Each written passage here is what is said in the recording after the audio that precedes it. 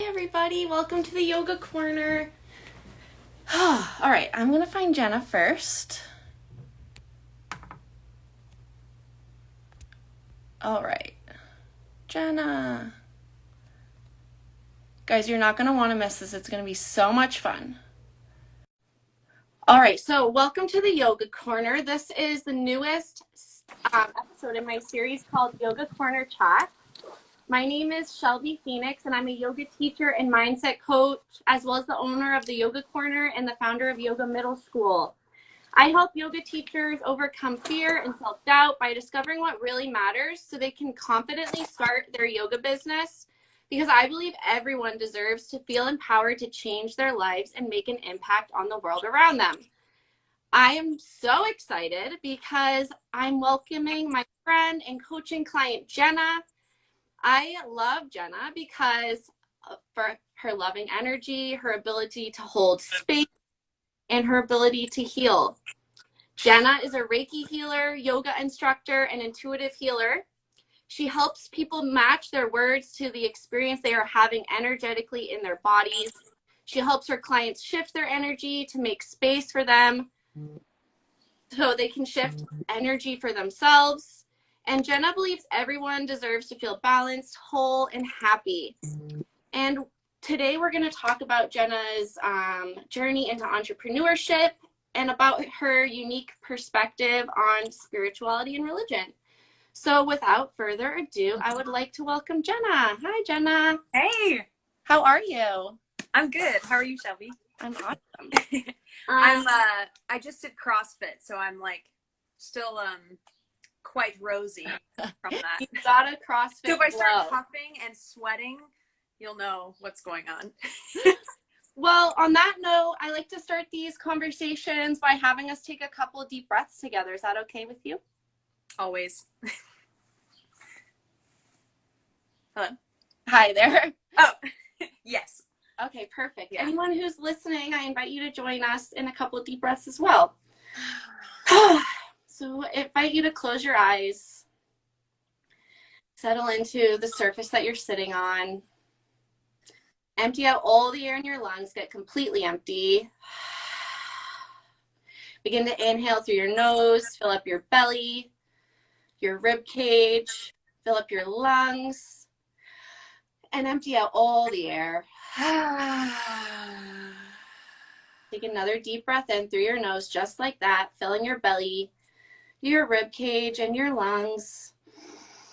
And then emptying out your mouth. And one last full deep breath in through the nose. And empty. Whenever you feel ready, open up your eyes. Hi, Rob. Hi, Chelsea. So the first thing, Jena, I wanted to start by just having you introduce yourself and your business. Yeah, totally. I was just laughing because the intro that you put together was amazing. Well, thank you. Well, I will say I used your words a lot, so. True. Shelby is my life coach, so she's heard a lot of, actually you've helped me process through a lot of like finding more of what my niche is. So I'm so glad. Yeah, I love working together. It's been amazing. Me too. I'm also laughing because I'm pretty sure like 60% of me and Shelby's relationship is like breathing together. True. Which is great. It's the life force. Anyway, so I'm Jena. I am just starting to use these titles, like I'm an intuitive healer. I'm a Reiki healer. I'm a yoga instructor. What else am I? I'm a water enthusiast. I'm a friend. I'm a partner. A California-born human living in New England.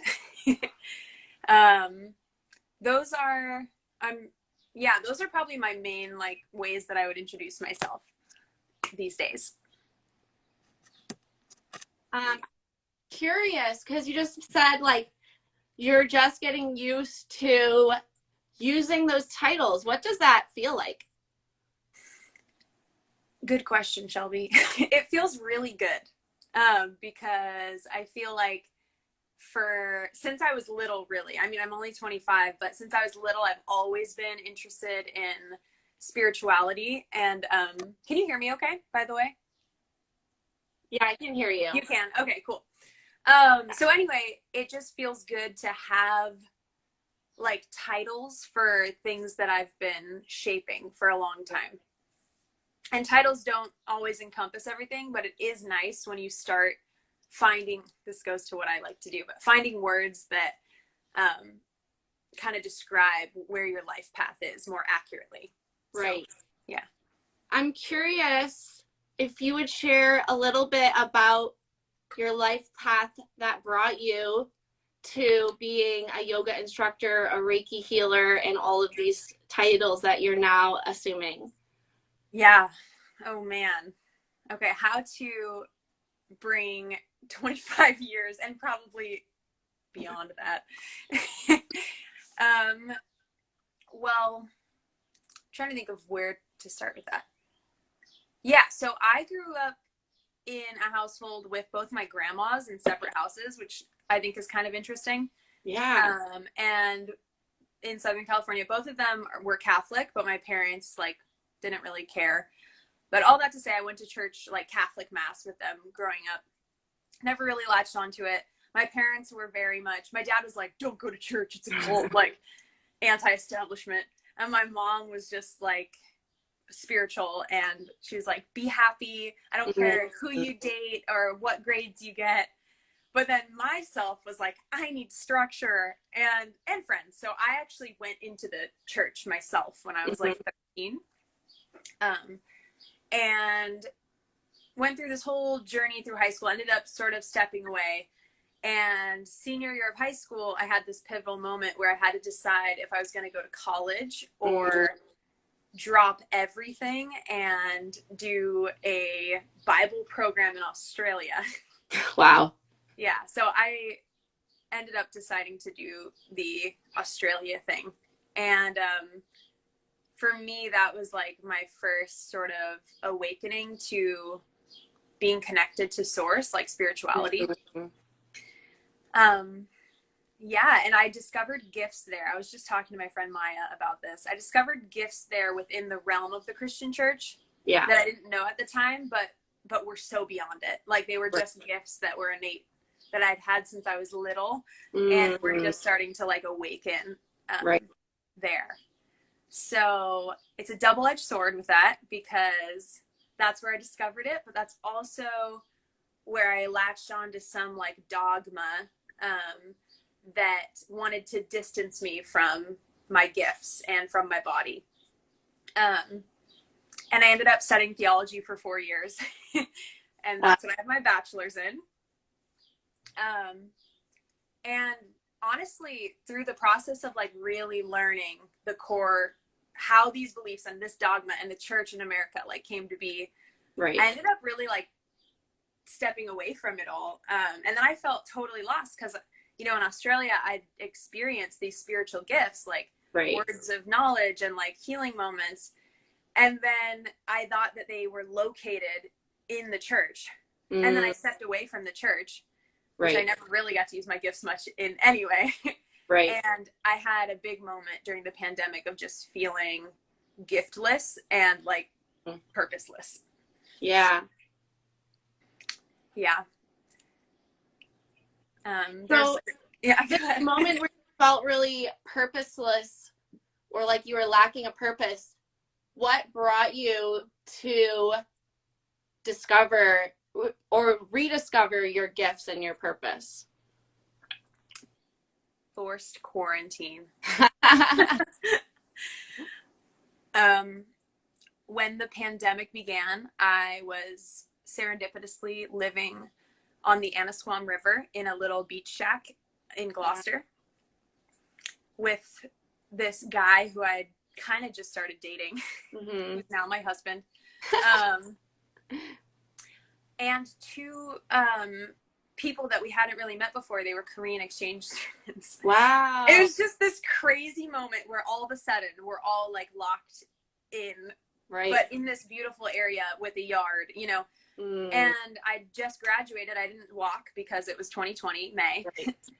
And I think yoga came up. I remembered yoga. I'd done Bikram when I was in high school.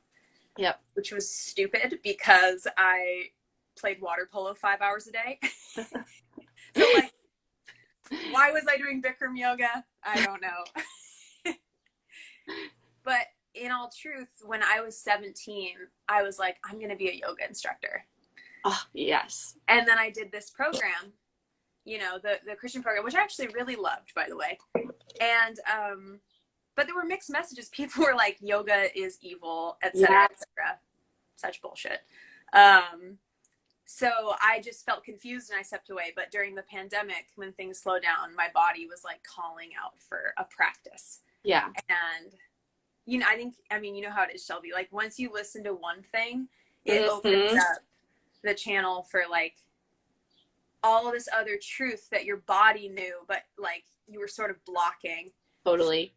So it was really the pandemic that got me back in my body and really questioning some big beliefs and stepping back into myself. Yeah. It's so interesting because I've had these discussions with all different women entrepreneurs, and a lot of them are stepping into entrepreneurship like in this moment or in the past year or two.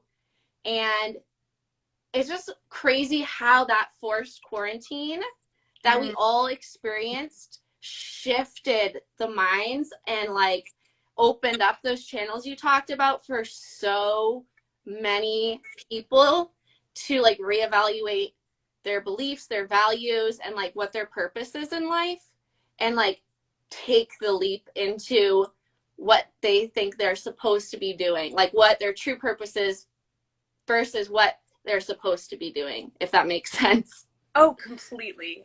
And I'm so glad it did. Like, yeah, it's crazy. So one thing that you said was kind of this like conflict, right, between the church, like your religion, like, and like you said, like yoga is evil, or like this spiritual realm, these spiritual gifts you learned. yeah. So I'm wondering, where do you see religion and spirituality intersecting? Do you see them as different, the same, or do they overlap in some way? I love that question. I just have to think about it to form my answer. This is like deep diving into like so many of my thoughts on a daily basis. I guess I'll start out with saying that like they're not mutually exclusive. Yeah. And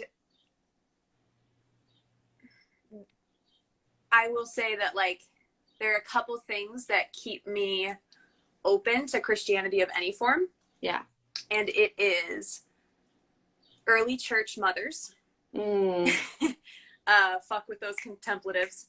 And BIPOC women now. So like Black women that are still identify as Christians, and like the theology that they're channeling and pumping out, like that keeps me open to like the experience of Christianity. Yeah. I think there's more to say on that, but that's like my initial thought. Sure. I know for me, like I grew up going to a Christian church and going to like Bible camp. And at a certain point, like when I was like coming into puberty or whatever, like I started to question things that were being told to me, and I couldn't like align what I was seeing in the real world with what some things were being told to me in the church. So as like a teenager, I was like, no, like I do not align with that, and I don't believe in God or anything, and I'm like totally atheist, and I'm not going to church anymore. It's interesting that you were going through puberty during that time. Yeah. Like coming to your body. Exactly. And as I got older and like started going to yoga, and then that kind of like opens up into you know, that spiritual realm and different like avenues of that, I was like, I'm confused. Like, do I believe in God? What's the universe? Like, what's the higher, like, so Yeah. as I was like learning how to come into my spirituality, it was kind of confusing for me to understand that intersection. I'm wondering if you've experienced anything similar. Yes. It is really confusing. And it can be really isolating too, to have questions that are valid, good questions. Like, what does it, why do I feel this, like, why are they telling me that my body's evil and that I should, Right. like, you know, why is there like a war against my flesh? Like, when I feel like, when things are good, I feel it through my body, you know? Right. And then what I experienced, at least, I don't know, I'm curious if you, Shelby, like, when you had your questions, did you bring them to people in the church, or was it just sort of like an internal I did. There's a couple that were like, okay, so like the Bible, right? Genesis. Yes. Doesn't talk about like dinosaurs, right? So I'm like 11 and I went to like the Boston Museum of Science and I saw the bones and the fossils. And I went to summer camp and I was like, I just don't understand. Like, isn't the Bible like history? And how is it missing this huge chunk of history? Like, what happened before humans? And it wasn't exactly like they were like, no, dinosaurs didn't exist. But they didn't have like an answer. And that wasn't satisfying enough for me. And then Dinosaurs. also, as That's what got you. as I learned about like LGBTQ and I was watching on TV Christians, you know, there's like the very like aggressive like people protesting at like people like soldiers who are gay who died at the war, and then like people are protesting out there with horrible signs. And then there's like the less aggressive form of that kind of prejudice, like, oh, if you're like gay, you're sinful, you'll go to hell. And I couldn't understand how God loves everyone, but gay people go to hell. So those were some of the things that got my mind spinning and made me question my religion. Yeah. I think, well, first, I think that the hell question is what most of my friends who have deconstructed their faith, that's like the first one that comes Yeah. up. So yeah, I definitely felt that myself too. So yeah, I like, sorry, going back to your question, but like, my personality is very like dive deep into it. Yes. So like, when I was trying out Christianity, it wasn't just like, Porter, sorry, my friend just joined. Hi, Porter. Porter can attest to this. When I was like diving into faith, I went ham. Like, I was the person on campus that was like praying for everyone. I literally spent 4 years in like the coldest freaking place on earth, New England, Right. studying theology, which can be honestly really boring depending on what like professor you have and what class you're in. Yeah. But I wanted to find that truth, because there is truth in it. Like, there's truth in every sphere that you can find in life, including Christianity. But I found myself like just like butting heads with church leaders. I literally took a class with the chaplain of the school I went to, and I would like ask genuine questions. And I was so excited to be in that class, because I was like, it's with the chaplain, it's evangelism and discipleship. Like, this is going to be great. Right. And then all the books that we were signed by were by white evangelical men. Right. And that was like the first question I had was like, could we read something else? Like, anything, just one more thing. Like, one woman, perhaps. Right. I think there was one woman, but she was like ultra conservative. Anyway. And that really triggered him. And he got really defensive, and he wrote me off actually as like a disrespectful bad student, which is kind of hilarious because I was like the 5.0, like the teacher's not done with the sentence. You're like, right. you know, and that was hard for me. Like, that wasn't the first time that happened. And like stuff like that would happen a lot, where I would come with my genuine questions and like being upset, and there wasn't space for it. Right. And like, to be honest, not that this is going to be like a total critique of the church during this whole conversation, but like, I think that if there were just more space for people to come in and ask questions and like be hurt and be happy and celebrate, like all of the pieces of themselves, less people would be like leaving the church. Right. Because you could just, you could expand naturally and grow out and still be welcomed in the community. Right. Because I think what I loved the most and what I miss often is the community of people that want to encourage you and build you up, because that's real too. Like, right. When I was in the church, I met some of my best friends that are still my BFFs, because everyone wanted to see, for the most part, like build each other up. You know, your post about competition. Yeah. Like there is a sense with communities that I was in that like there is no competition because there's abundance. Right. Like God has so much for everyone.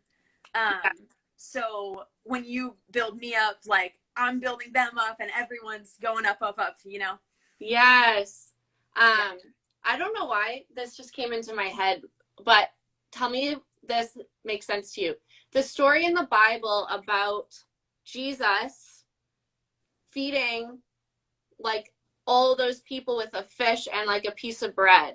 Fishes and loaves, baby. Yes, that like for some reason to me embodies this like abundance. Like there's enough for everyone. Yes. And also, I think that that story gets so over spiritualized. Like, look at this miracle that happened. But it's like, well, a spiritual dude was feeding people because they were hungry, because their bodies needed nutrients. Like, let's not forget about that part of the embodied experience. So I'm glad I love that story. I'm glad you brought that one up. What if you had to just define spirituality for yourself, how would you define it?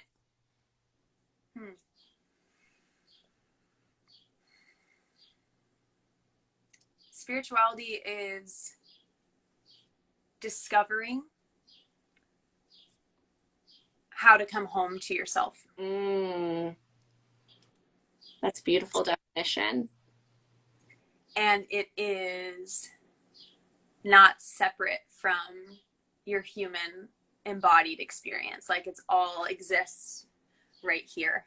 Yeah. This is where spirituality happens. It'll never happen outside of, like, you know, it happens, but the way it's channeled is like through this here flesh. Yeah. You and me.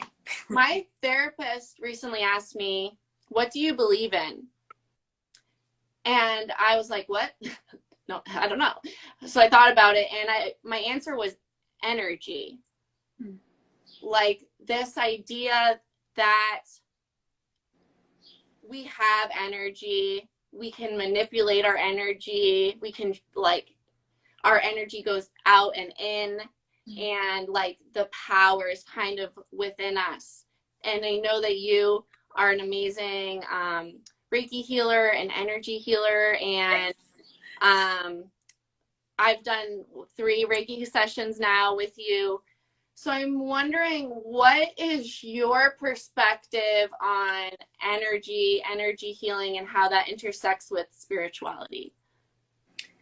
Yeah. I mean, to me, they're one and the same, because like you said, we are energetic beings. I feel like that's the first thing to agree with, which shouldn't be that hard to like to agree with the fact that like everything's energy, you know. Right. I think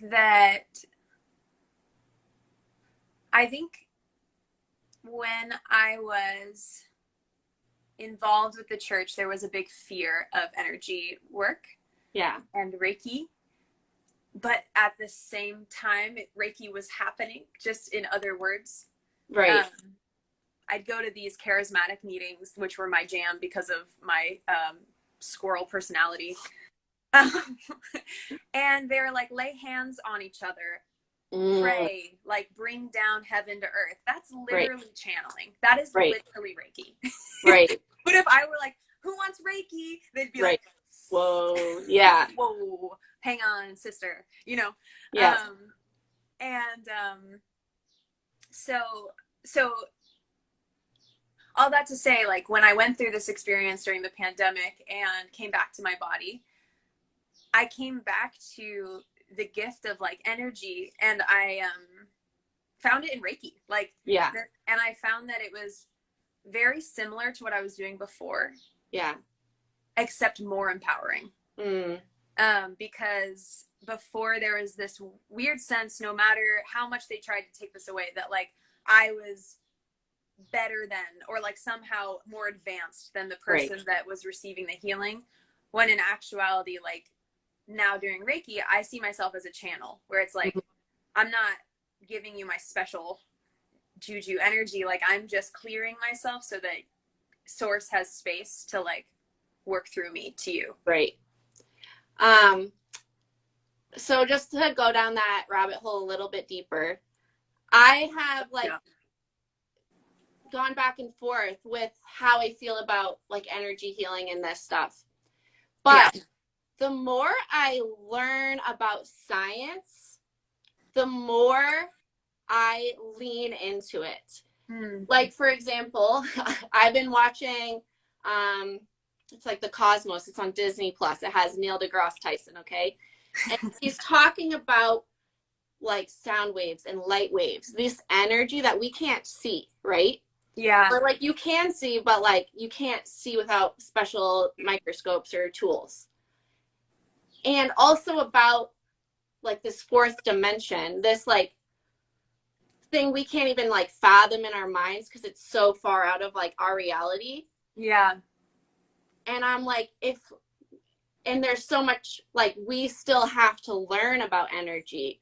So if there's these sound waves and light waves and all of this energy moving around us, we can't even see it. It makes so much sense to me that we have, because we are made of energy, that we're like sending that out. It can be manipulated the same way light and sound can be manipulated. Yeah, totally. I love that you brought up science because like I said, my parents weren't religious at all growing up. So there was for me, there was no conflict between science and faith growing up. Right. So when I went to school and people were like warring those two, I was like, I don't get it. Like, I thought this was all kind of going together, you know? Right.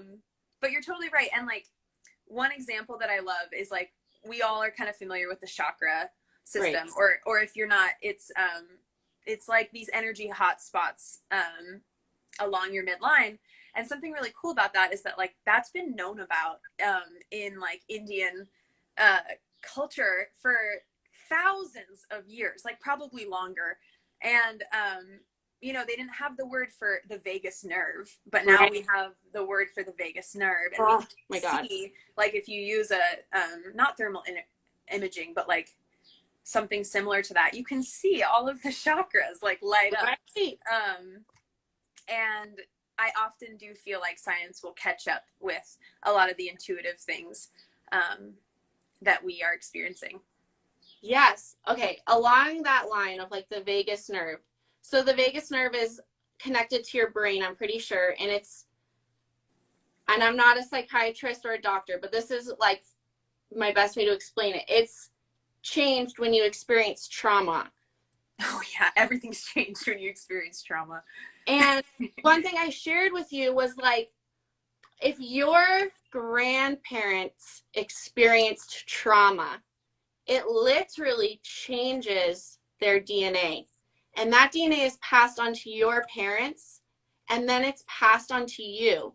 So you can actually experience trauma in your body from something that happened to your grandparents. Right. And for me, the connection to spirituality is that, like, you need to work and learn about yourself and your energy in order to heal from that and like break generational trauma, but also that like you're carrying your ancestors with you, inside of you, like around you, right? And that can be a guide for you. That's really beautiful, Shelby. Yeah, and like I always try to tell people, like, when you feel resistance to breaking some of these habits, right? To you, it just may start as a habit where it's like, man, it is really hard for me to not want to drink immediately, for example. This is just right. It's like, you need to understand that, like, you may be the first person for your entire generation line that is starting to notice that, become right. conscious to it, and break it. So like, pay so much grace and patience for you. And also on the flip side, and this can be, I see this in the realm of like spirit guides. Like, when you think about it, and the way I describe spirit guides is just like people on your team that are no longer on Earth, but like are still working for you. Yeah. But like, some of those spirit guides are probably your ancestors that went through the same stuff that you are struggling with, but now right. are on the other side in that like fourth dimension that we are not yet seeing, but like is there.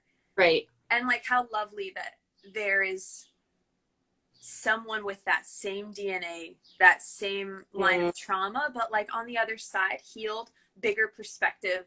Right. It's almost like you have these specialized like angels or tools like there to help specifically you in your path. Yeah. It's interesting because you said angels, right? We're kind of talking about how, like, when you were at church, now that you're doing Reiki, like, it's the same thing but different language, right? So maybe like you could say it's your angels or it's your spirit guides, but we're all talking kind of about the same thing. Yep. Did you have more to ask on that? Sorry, I had a. No, go ahead. I think that, and this is like one of those things where maybe unpopular opinion within communities I was in, but like, Jesus was never trying to create a new religion. I don't think. I think that he was like inviting us into higher consciousness and like into these new experiences. And I don't think all this stuff was never meant to be mutually exclusive. Like, healing is healing is healing. And wherever you find it, and if it's edifying and good, it's like, that is source, that is God. And I think if you can approach, going back to even what you said about Genesis, if you can approach the Bible and other spiritual texts from the ancient Near East, like, with the approach that it's not a history book, it was meant to be like a written experience of like how people interacted with the unknown and divine, and the disappointment and the emotions. And like, instead of deifying David, for example, like King David, it's like, oh, he was like a human who did some really bad stuff, and like the divine still interacted with him and like called him child and stuff like that. If you can view it as a little bit more of a mythos, and like, in that way, it doesn't have to be this or that. Yeah. I don't know if that makes sense. Absolutely.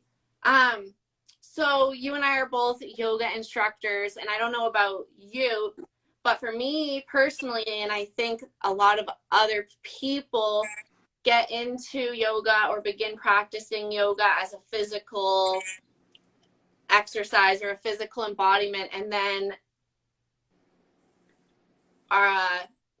as they're practicing, kind of figure out that it is like energetic and spiritual. I'm wondering what your perspective is on the connection between yoga and spirituality. Yeah.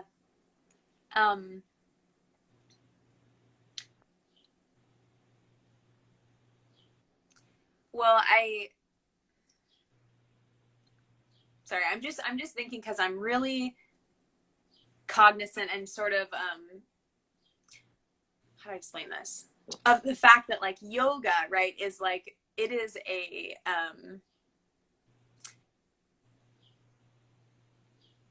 like a it is an Asian like ancient tradition, Indian tradition that has, you know, been brought to the US, which I'm thankful for, but there's just a lot that gets lost in like white yoga communities.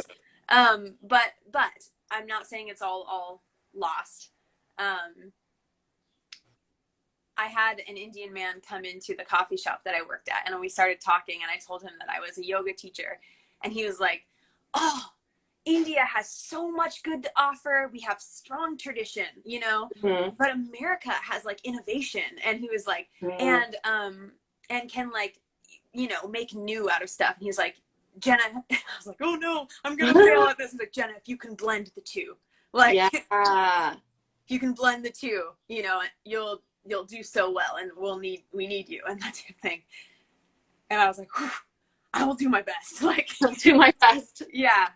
But all that to say, like, yes, a lot of people come into yoga to for the asana, like the physical practice, and then along the way you're in shavasana. All of a sudden, you start having like a spiritual moment where you're like, wait a second, I feel like I'm whatever floating, having like thoughts that feel healing or whatever it is, you know. Yeah. So I always see like, or I tell my students like, we take these shapes to shake things up, and so that you notice. Yeah. And like noticing is to me the goal.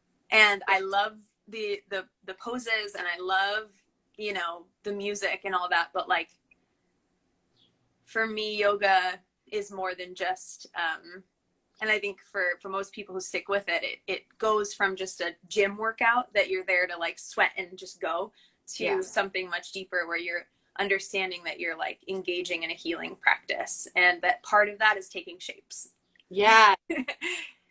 For me, the first connection I made was the mind body connection, right? Like I was going there for the workout, and then I realized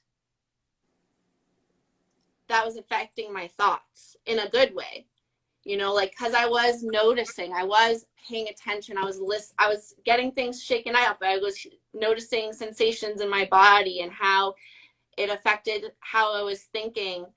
And then that's when I started like learning that that's an actual thing, like in science, and how that is like affecting your energy. And so I think that was a really beautiful description. I might steal that in my yoga class. Go for it. I'm honored whenever you steal stuff from our conversations. I'll say borrowed it. Yeah. Because, yeah, right. Would you consider yourself religious, spiritual, or both? I would not consider myself religious. But I don't think I was religious even when I was identified as a Christian. Yeah. I don't know. Religion is a it's a boxy, woody word. Like, I think a lot of people prefer to not be within that, even including Christians, like all types of people. Yeah. So I would consider myself spiritual and specifically embodied. Yeah. So Jena, kind of to switch gears. Yeah.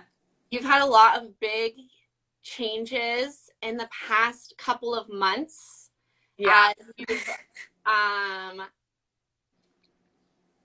started to embody your role as an entrepreneur and a yoga teacher and a Reiki healer, as you said at the beginning, embodying those titles and what that means to you. I'm wondering if you wanted to talk a little bit about like the big changes you've made and why you have decided to become an entrepreneur and like dive into this journey. Yeah. I'll just say that like, as you're asking me that question, I like have butterflies pulling up. I'm like, ha. I'm like, who? Me? Did I do that? You. Did I make this? I don't know. Okay. I think that I was always on a path to sort of be my own boss is a weird term, but I'll use it for now for lack of, I think I was always meant to have something that I created and generated and put into the world. And I didn't know that for a little bit. I just knew that like I always felt caged in when I was in someone else's dream. Yeah. Whether that was, well, usually it was a coffee shop. I also had some weird freaking jobs. Weird jobs during the pandemic.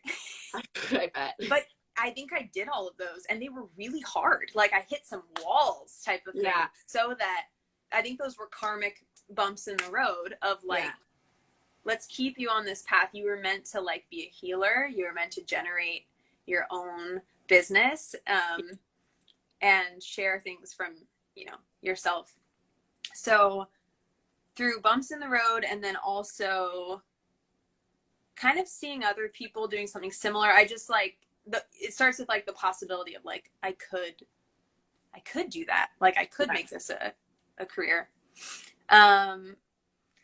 So I'd been thinking about it and sort of building up my business on the side while still working a full-time job. And then was that last week? Yeah, last week. It might have been.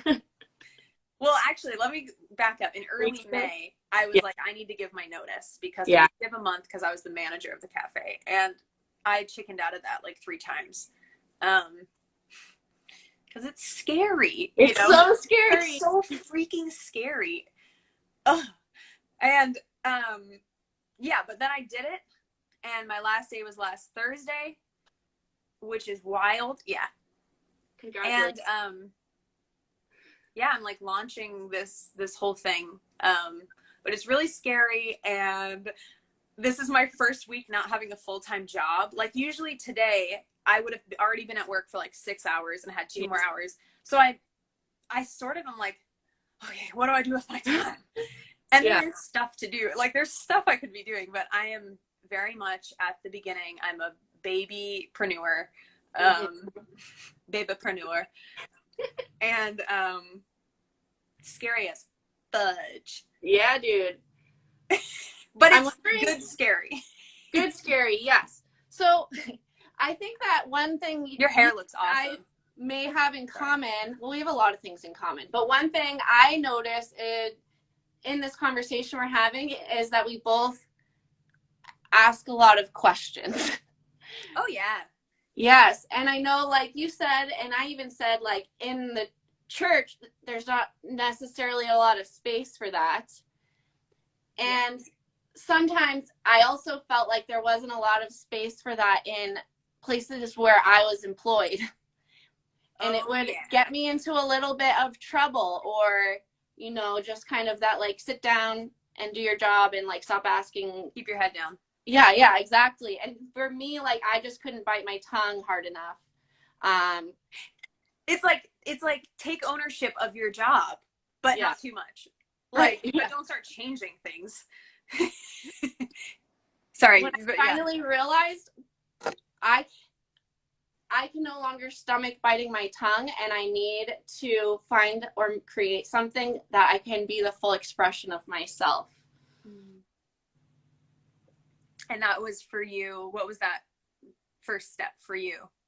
For me, there was something that someone said to me that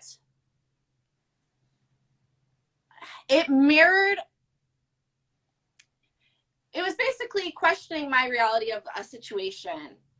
Mm-hmm. And in the past, I would have maybe said, "Ooh, you're right. Maybe I'm just like confused or misunderstanding, or I'll just keep that to myself."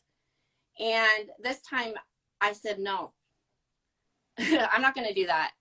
Mm-hmm. And that's when I realized I needed to come into the next step and that ended up being creating my business. And you, Jean, if anyone, a lot of people listening probably know Jean. Jenna and I both had her as our teacher through yoga teacher training. She asked me a question nobody had ever asked me. She said, Classic Jean. Yeah, what do you want to do? Like, what do you want? So simple, but so mind-blowing. And I was like, well, shit, no one ever asked me what I want. Like, let me think about that. And for 7 months later, I was handing in my resignation letter at work. Yeah, you were. I'm so glad you did. Oh, me too. Now you get to be my life coach. Yes, and that's exciting for me because I want people to be able to experience that full expression of themselves as well. Yeah. In this first week of your entrepreneurship journey, how do you feel your energy has shifted? Ooh. I'm really glad you asked me that. Because to be honest, so like when I had made this decision, right, and I'm working up to like my last week, my energy was so high. Like I know I was like up here type of thing. And like people were like, you're glowing like all the time. And of course I took some nice selfies during that moment in time because I was glowing. But I was like really high energy. And then I don't know exactly what happened, but over the last, like 3 days after, so the last like two days before today, my energy was woof, like all over the place and feeling confused, simultaneously not grounded, but also like stuck. Yeah. And a lot of fears came up.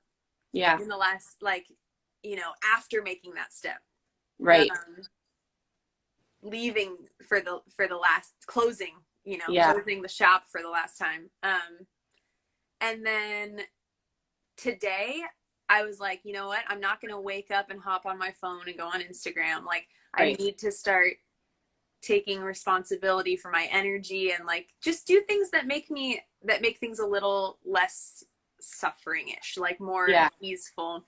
And I think I'll find my rhythms, but that's how my energy has been shifting. A lot of fears have come up, and I'm just like working through them and trying to keep my eyes on like the direction that I've set off on. I love you use the word ease. When I first started my business, and I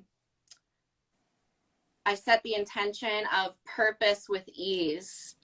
And not that like starting a business or like following your purpose is easy, but just that like I was going to create spaciousness with some of this like time that I had, like you said, to like lift myself up or like make myself do things that made me feel really good that maybe I didn't do as much when I was working tons and tons of hours and like my job was like my whole life.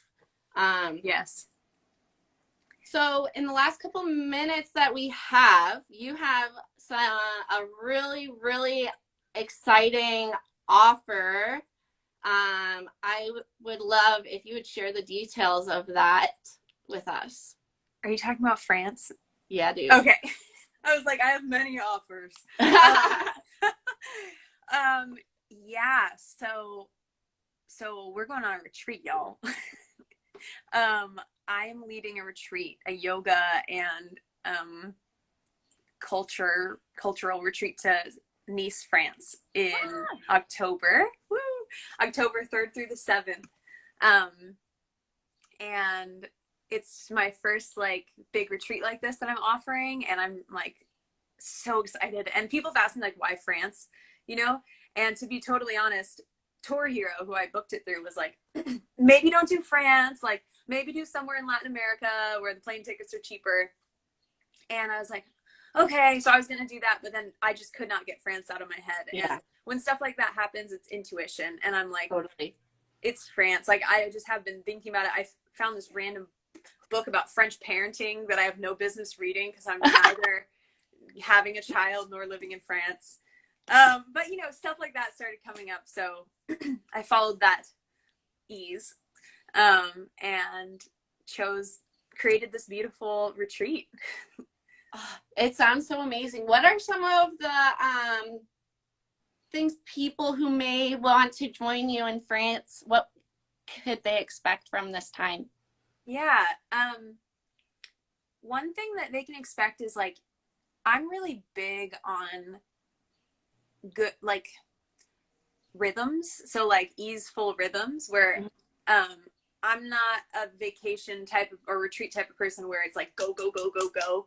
Yeah. I like when there's structure and then lack of structure, and you go roam the French countryside, like, and then come back and we have an activity, you know, right. Or maybe we do yoga in the morning, like a more intensive one, and then we spend the whole afternoon at the beach. Like, that's kind of my jam, and people who have hung out with me like know that I like to have those built-in healthy rhythms. So that's so beautiful. I love that. It's like togetherness, but also like independence, like structure, but also like space to explore. Yeah. It's welcoming to introverts. Yes. Oh my God. Introverted extroverts and the like. One thing you told me about southern France is that a lot of people go surfing there, which I had no idea. Yes. So, okay. So I will say that a lot of this surfing is on the other side of France, in like Biarritz. So we're like in southeast. Okay. So this trip there'll be no surfing. However, there is a beach day at Paloma Beach, and you should definitely like look that up on Pinterest or Google, because it's like literally stunning. Paloma Beach. What's that? Paloma Beach? Paloma Beach, yeah. Okay. And they didn't have that on the itinerary at first. And then the lovely person that I'm working with, her name's Jena, I told her, like, can we please have a beach day? And she's like, okay, I'm thinking Paloma. And I Googled it and was like, literal job. And I was like, yeah, put that one on. So I'm really excited about that. And zip lining. And the French cooking class is something that I'm like really looking forward to. Oh my God. There's so many like diverse and exciting experiences. Yeah. If anyone listening right now was interested in getting more information or possibly like signing up for this retreat, what would be the next step? Definitely follow me, Jena Ocean, because I post tons of stuff. And then like feel free to say hi. I'm really quite friendly and won't bite most of the time. But yeah, so reach out, like DM. I have a link in my bio that will take you straight to the Tour Hero website, and it's super user friendly. It shows you the itinerary, the cost, the breakdown, like what's included and what's not included. And you can sign up straight through there. And then one more note about that, there is a payment plan option. So it's $1,550 total, but like there's a really nice payment plan. So yeah.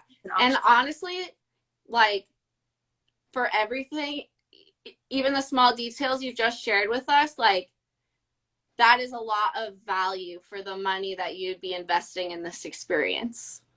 Yeah. Yeah. Yeah. Is there anything else that you want to share that you're offering, or that you want to promote, or just want people to leave this chat with? I think, yeah, I guess one little note, and then I'll end it with sharing something that I offer. But like, I think when you're choosing energy, like energy workers specifically, like it is pretty important to go off of vibes, and by that I mean how you feel about a person and what your intuition says. I don't think you should just choose anyone for like energy work. Even though I don't think it's evil in any way, like going back to our conversation. So that like may or may not be me, and I'm totally cool with that. Like, thankfully there's so many healers in the community. And if it's not me, I could like refer you to someone else. But I will say that like I adore my Reiki clients and my Reiki sessions. So that's something that I'm really like putting energy into this season. So if anyone's like watching this and feels drawn to that, I have lots of spots open for new clients for Reiki. Yes, and a personal testimonial. I've had Reiki from Jena both in person and also over the virtual sphere, and both experiences were so powerful in healing and shifted my energy, and like experiences I would not want to take back for sure. Thank you. Oh, you're welcome. All right, so I want everyone to go to Jena's Instagram page, give her a follow, say hello. She is amazing, and you'll want to stay connected with her and everything she's doing. And Jena, I'm really grateful that we have connected, like in general, that we got to meet each other. I'm grateful that we've been able to work with each other, and also that we've developed a friendship. Me too. And lastly, I'm grateful that you took the time to join me on this live today. Thank you. I'm grateful that you invited me. Like, I love talking with you and getting to share. So thank you. Oh, you're welcome. And thank you for everyone listening now or later. We appreciate you so much. See ya. Bye, Jena. I'll chat with you Bye. later. Okay, let me see if I can get out of here.